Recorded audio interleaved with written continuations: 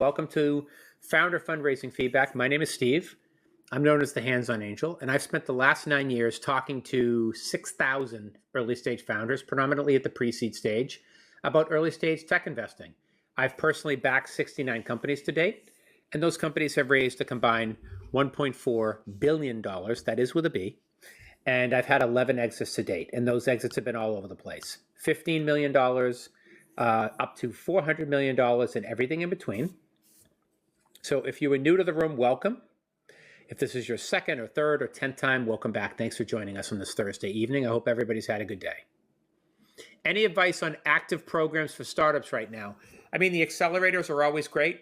Full disclosure, I am a mentor in residence with Techstars, which is the second largest global accelerator in the world next to Y Combinator. I've been a mentor in residence for 4 years. I mentor 6 to 12 companies a year as part of the Techstars program. It's been an unbelievable blessing in my life. I think extremely highly of them. What performance metrics do you use to monitor portfolio companies' performance? And great question. This is from Lux Living. Great question, and welcome back, by the way. Love the name.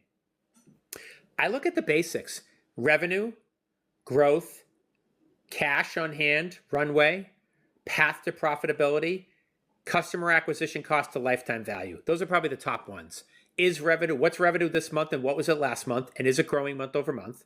What's your cost to acquire a customer versus their lifetime value? What's your churn rate? How many customers are leaving you month over month? Like just the basics of, is it growing? And as you grow the company, is your cost to acquire a customer going down? That's probably the biggest things I look for. A question like, can you invest in my company? We're in San Antonio. That has no context. Like, you're not giving me any information. You're not telling me, do you have a product? Is it in market? Do you have revenue? Like, why would you ask that question? Like, you have to give people context. I get this all every day. People like, hey, here's my pitch deck. Will you invest? I'm like, I don't even know you. You got to give me a little bit of context in order for me to actually answer a question. How much revenue is ideal to get picked up by investors? At least 5 or 10,000 a month. Like, something has to be happening in the business for you to be investable. If you've got 5 users and $100 in revenue, it's probably not investable. But if you say, hey, Steve, we've got 10,000 a month in revenue, and 90 days ago we only had 1,000 a month, and we went from 10 companies using our product to 100, and it's growing double digits month over month, and we're thinking of raising a venture round, that's probably a good time to do it. I hope that's helpful. Have I helped people in Africa? I do. I have a couple portfolio companies in Africa. My favorite one is my friend Chris, who's a multi-time founder, sold his last company to SoFi. He has a company called Fonbank, Fonbnk. I've known Chris for 4 years. I just saw him last week in Miami at the Consensus Conference. He's raised $5 million over the last 4 years. He's an awesome founder, and his market is Africa. Do I invest in deep tech? No, it's not really my jam. I don't understand a lot about it. The industries that I tend to spend time in is mostly B2B, sports tech, fintech, ed tech, health tech, logistics tech, prop tech. Those are probably the 5 that I have the most experience in and spend the most time in. Do I support SaaS applications? I like to think so. Probably 50% of my investments are SaaS companies. So when go VC? When should you go venture? When something's happening in the business that you're growing fast, there's so much demand you can't keep up with it, where your cost to acquire customers is going down as revenue increases, and you want to take on venture capital because you want to scale even faster. That's a good time to think about venture. Startup SaaS, couple of clients for now. Any advice? Yes, this is from Bax. Bax, take your phone, once you get off this fabulous live, of course, I want you to start recording content, user-generated content. Not about you, but about the problem you're solving for your customers with your product or service. And I want you to cut it up yourself in something like CapCut. And I want you to put it on the social platforms like TikTok, Instagram, Facebook, LinkedIn, 3 times a day, 5 days a week. And I want you to have a tight CTA at the end, a call to action. Could be something as simple as, want to learn more? Join our beta. Here's our website. Scan this QR code. And modify the CTAs on all the videos. See which one works best, and then double down on the winners. That's exactly how you're going to get users, feedback on your product. You can test pricing, and wait for it, you can sell customers. That's how I would do it, man. The fact that you like wearables, you like what I build. I like wearables, but I like technology that's in wearables. I don't want to invest in the wearable itself. There's too many of them. But one of my companies, Rook, built an API that connects to over 1,000 wearables and normalizes that data to present it to different customer types. That's what I like. Have I ever invested in a pre-revenue startup? And if yes, what other metrics did convince you? I have. I've only done it once. It was my last investment, my 69th investment. It was a multi-time founder, built $1 billion brand. It was one of the four co-founders of Clase Azul Tequila, which is $1 billion brand. It's that white bottle with the bell on top.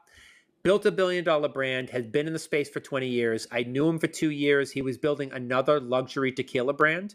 And I invested along with 10 of my friends. We raised his first $300,000 to start the brand. The brand is called Blended Blue. It's launching this month in California. The first shipments of the tequila are actually on the way from Mexico right now and will launch in California this month. It's the only time I've gone pre-revenue. Is Y Combinator also seed stage or pre-seed? They're both, Tarek. I've seen them do pre-seed and seed stage companies. It's more competitive than it's ever been. For example, I'm a mentor in residence with Techstars. Our last cohort that I was a mentor for, we had 2,000 applications. We accepted 7 companies, less than 1%. So it's super competitive.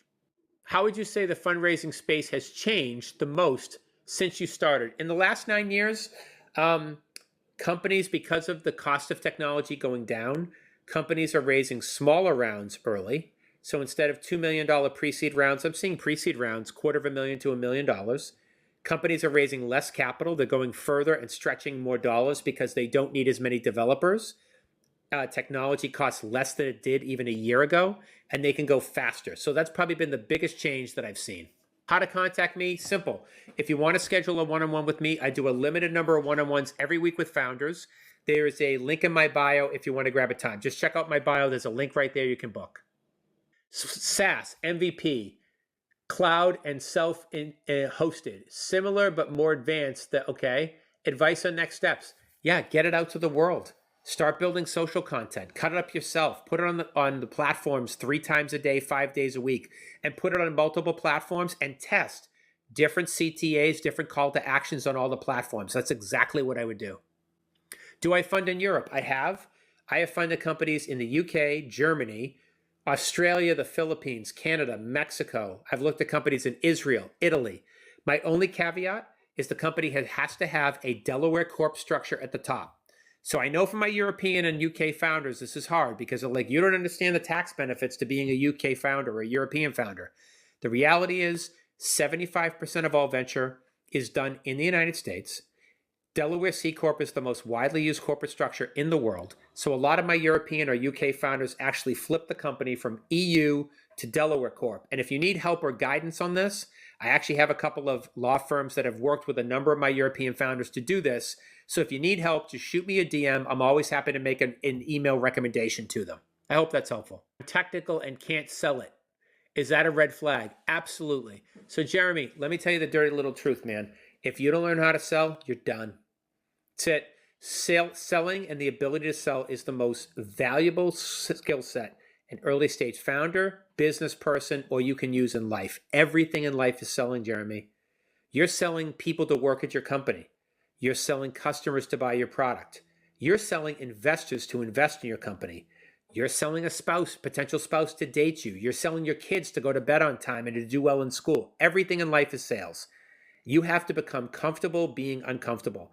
When I meet a technical founder that says their first order of business is to hire someone to sell their product, I'm out. I'm out. I don't ever want to hear that an early stage founder, even if they're technical, can't talk about their product or service to customers, employees, and investors. That's a huge red flag for me. I hope you appreciate my candor, man. I just want to see you be successful. What are you saying a founder needs to know how to sell? Can they hire someone to do it for them? Sure they can. I'm just not going to be their investor. That's a massive red flag. The best salesperson in a company should be the founder. It's your idea. This is your baby. You're going to just hand it off to someone else to sell your dream? I don't subscribe to that. Just my opinion, by the way. How to build users when the brand trust needs to be high because of gathering sensitive data in the app. I think you just have to, like, you think your data is sensitive, you think you have something you have to protect, you got to get it out into the ether. You have nothing to protect until you have millions of users. Right now, I would just build content, get it out to as many people as possible. You often say investors bet on good teams. What does an ideal startup team look like? Great question, Coogan. Varying personalities, different skill sets. I love it when I see a team that's made up of a technical founder, someone that's got sales or operational background, and then someone that might have marketing, because those are critical elements to an early stage company. You have to be able to build a product, sell a product, and go to market. So I love it when I see complementary skill sets on a team. Those are probably the biggest things. What about biz dev? Biz dev is important. Could be your salesperson, could be your marketing person, incredibly important to a business. I'm building a verification search engine at the moment, done with my MVP. Congratulations, that's fantastic. Do I invest in Swedish companies? I haven't as of yet. I have invested in European entities, UK, Germany. I've also done Australia, the Philippines, Canada, Mexico, United States, obviously. My only caveat is it's got to be a Delaware C corporation. Every one of my investments is a Delaware C corp, which is the most widely used corporate structure in the world. 75% of venture capital comes from the US. Delaware C is the predominant preferred mechanism to invest in those corporations, so that's my only requirement. Story of an unusual pitch that you doubted but turned out to be good. So one of my founders I met in Miami last week, my friend Chris, the company I mentioned earlier from Africa called Phone Bank. Chris pitched me 4 years ago, and he said, I'm going to take the unused minutes on a prepaid SIM card, which outside of the United States, prepaid SIM cards are the predominant way that people buy cellular service in developing countries, Africa, Latin America. And he said, I'm going to take the unused minutes on a SIM card. I'm going to put them on the blockchain. I'm going to turn them to any currency without ever touching a bank. I'm like, if you don't get sued by every bank and country in the world, this is a $1 billion company.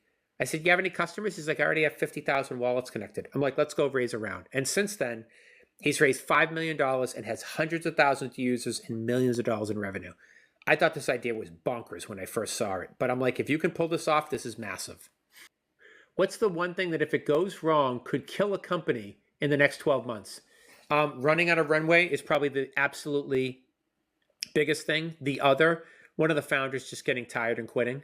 That's probably the biggest reason I see companies fail. It's one of the founders just wakes up one day and says, I don't want to do this anymore. This is just too hard. Happens more often than not. How do you evaluate the worth of a company before investing? Metrics are good, which is why I don't go pre-revenue. I want to see how many users they have. Is it growing month over month? What's their revenue model? How do they make money? What's their cost to acquire a customer versus the lifetime value of that customer? How many customers are leaving the product? And if so, why? I mean, those are the metrics that I look at before ever investing in a company. Raising $500,000 pre-seed is having a mix of lead and friends and family for the cap table. Is that bad? I don't think so, Doc. Look, at the early stage, it's usually a mishmash. Investors are going to have to understand that most founders will start with a friends and family round. So you might have Uncle Goober on the cap table for $10,000.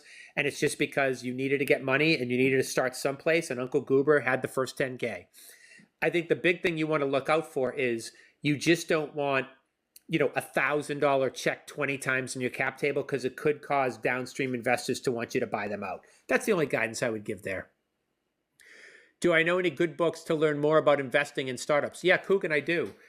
Check out Angel, the book Angel, Angel. It's by Jason Calacanis. And yes, that's the same Jason that does the All In podcast with Chamath and David Sachs. He does This Week in Startups. I did my first 10 angel investments with Jason about 9 years ago. I was in a private Slack channel with him. He is as real as you think he is. He is an East Coast, old school, fought his way into the venture game. That book, Angel, changed my life. It was the reason I got into angel investing. I've read it probably 8 times. I have it on Audible book. I'm not a big reader, but I love Audible. So I have it on audiobook. I would suggest that if you're thinking of getting into angel investing, it's a fantastic read. It's called Angel, and it's by Jason Calacanis. When you pass on a company but later regret it, do you usually underestimate? I just think you have to understand that these are really hard bets to make. You're betting on people at the early stage before they have a lot of traction, before they have a lot of users and revenue. And these are hard investments. I mean, I don't think about it. I make my gut decision on the person, the company, and the traction at the time I look at it. Sometimes I'm going to be right. I've been right 11 times to date. I've had 11 exits. And sometimes it's going to miss. It's just the way it is. Do I usually lead rounds? I do not. My investment group has written checks between $50,000 and $400,000. We've never let around, we've always followed. However, we usually invest at the pre-seed stage, and in most cases, it's a SAFE, which stands for Simple Agreement for Future Equity, which is the most widely used vehicle to invest in pre-seed rounds. And a lot of times the founder's just setting the terms. The terms are standard for everybody, and there's not usually a lead at the pre-seed stage, so I don't really worry about that.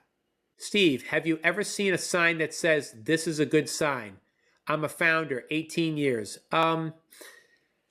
The best thing is when I see a graph that goes up and to the right and it tells me revenue and users are increasing, cost to acquire customers is going down. I don't have to understand anything else about the company, but when I see that graph, I know what the hell it means. WHAM Institute delivers practical entrepreneurial skills to uni students. Is this scalable? I don't know. You have to tell me. You would be the expert. It's your company, not mine. My news media scenario was not addressed. Best chance, no chance. Probably not. It's more like a services business. It doesn't mean it's not venture scale, a bad idea. It's probably not venture scalable. Any recommendations for free founder resources or groups? Sure. Check out This Week in Startups. It's Jason Calacanis's podcast, comes out every week. That's a good one. Every city in the US or in the world that has startups has founder meetups, hackathons, demo days. They're all free. Just go to them. Just Google in your city free startup meetups this week, and you'll get a list of 25. Think about AI edge. Is this the future? I think it's going to be part of our lives. I don't think it's going away. I think technology is accelerating at a pace that we've never seen, and I think that's going to continue. I do agree with that. Would you invest in AI companies considering how overvalued the space is? It's one of the biggest challenges right now is the valuations are going through the roof. It's very difficult to determine who has defensible tech and who's just a wrapper around one of the 4 or 5 LLMs. Very hard. I still think these are bets about the founders. Are they solving a problem in a unique way? Is the market really big? How do they compare to everybody else in the world solving it? I think those are the bets that we're making. Regulation could be a huge risk in AI businesses. I don't think that's an unfair statement. But I don't think it's going to go away. I think technology finds a way now. How much should a founder care about signaling risk from having certain investors on the cap table? Hopefully you choose wisely. These are long-term relationships. Hopefully you didn't choose an ass to be on your cap table. But investors do look for other investors that they know. That is signaling. I love it when I look at a cap table and I go, oh, I know half the cap table. This is great. It actually is a reason for me to come into an investment. I sometimes will come into investments because people that are more experienced than I am, maybe they've made more investments than I have come into an investment and brought it to me and said, Steve, we'd love to have you in this cap table and here's why. So that is signaling. Nessus, you're going to have to give us a little more than you're in cybersecurity and you're looking for an investor. Where are you in the process? Is the product launched? Do you have paying customers? Have you figured out your revenue model? If so, what are you doing for revenue, either monthly or annually? Like, these are the questions that investors are going to ask you. What does due diligence look like specifically, personally, towards a new founder relationship? So now, in most cases, I'd hope they have a data room, which is like the pitch deck, their cap table, if there is one, their articles of incorporation, any founder agreements, maybe their pipeline. Those are the things I would look for. And then, if they have a customer list, maybe I'd want to look at a contract for a customer, maybe talk to a customer. Like, those are the things that diligence typically looks like. At the super early stage that I invest in, there isn't a hell of a lot to due diligence on because the company hasn't been around long enough to do diligence. Have you met high potential founders from these TikToks lives that schedule a meeting with you every week, every day? I've been very fortunate. I probably get 10,000 founders a week that I meet in these TikTok lives. 80% of my new meetings are coming from TikTok right now because there's been such an interest in what we're doing here. I have some founders that I'm working with. My friend Maria that usually moderates my lives, I met on TikTok 1.5 years ago. She's an absolute badass founder that is building an amazing hot sauce company. Met her here on TikTok. I've made a ton of friends on this platform. And this is really my way to give back to the community. What I found is that a lot of founders want to learn. They want to learn about when they should pull the trigger to invest, where to find investors. In a lot of cases, there isn't a lot of clear, concise information on what they should be doing. So this has been helpful.